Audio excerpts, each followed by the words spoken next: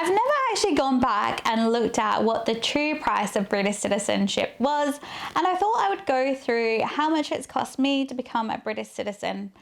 I moved over here in 2013 on a UK Ancestry Visa, and in late 2019 I became a British citizen. If you're new to my channel, I'm Kat from Kat's Gone Global, and I have been documenting the whole process of becoming a UK citizen, which you can watch on the cards popping up here. Let's get started with the cost breakdown. So in 2013, a UK Ancestry Visa cost £289.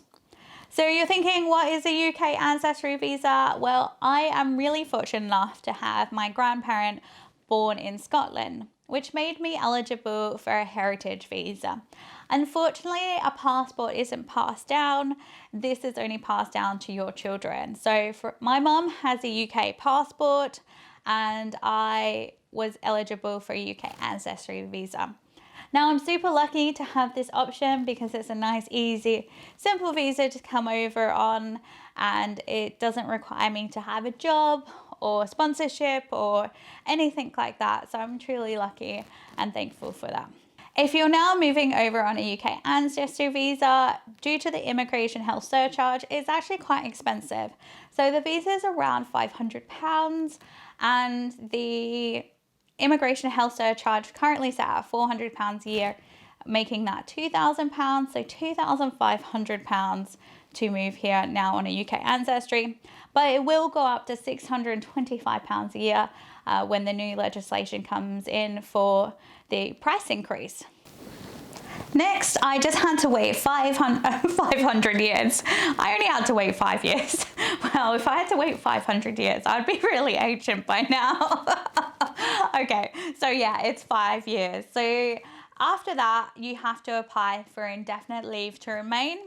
And this is where the costs really start adding up. So my indefinite leave to remain had to include a life in the UK test, which was £50. And I used this for my citizenship. So it did cover 2 applications.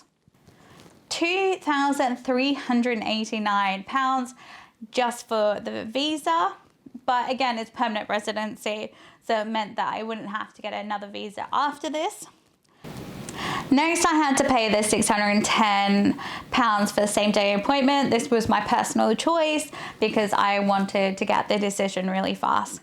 This has now gone up to £800, so it's £190 dearer than when I applied. I also ended up with having to pay £75 for out of hours because there was no other appointments available. But it did mean back in the day when they actually gave you the decision at the visa center, I was one of the first people of the day and I had my decision about 12 p.m. That day. So it took away the stress, but it was a very stressful few hours just like sitting there being like, what's the decision going to be?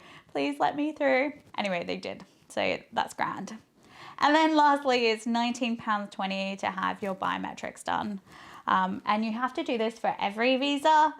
You don't get away with not having your biometrics done, even though I get asked this question so many times. And then we fast forward to 2019, where I had my year anniversary after my indefinite leave to remain to be able to apply for citizenship.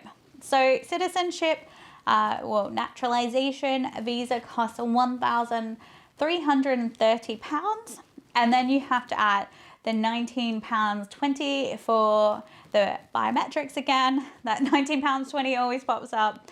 And yeah, basically, then I waited a couple of weeks and I finally got my decision. The next waiting part, it actually took me way longer to get my citizenship ceremony appointment than it did for me to get my letter. So there was a bit of a wait. So I had to wait a couple of weeks for my ceremony, and once I had my ceremony and got my certificate, I then could apply for a British passport. Now, I didn't opt to pay for anything to have my ceremony. I just attended the free one and took half a day off work to do that. Once I had my British certificate, it's hiding somewhere. I'm not sure where I put it at the moment. It is nice and safe in a laminate folder, don't worry. I then had to pay £75 £50 for a British passport and £5 to get them to courier my certificate back, because I was worried that someone might lose it, and that's like another £100 to replace. So that all came in the mail, and I now have a British passport, and that's the whole cost that it's come to. So drum roll for the grand total. It was £4,861.90. So yeah, that's basically what it's cost me to become a British citizen, almost £5,000. Let me know in the comments below how much it's cost you, whether you think that's like an extreme amount of money to pay. If you've ever looked at Australian citizenship, that's actually quite expensive. So I consider myself quite lucky when I moved here and how much it's cost me. But I know people that are moving over in 2020 that in about 7 years time is going to be way more expensive and more inflated. Or if you're going through the process, don't forget to watch the videos in my citizenship series, which are popping up now.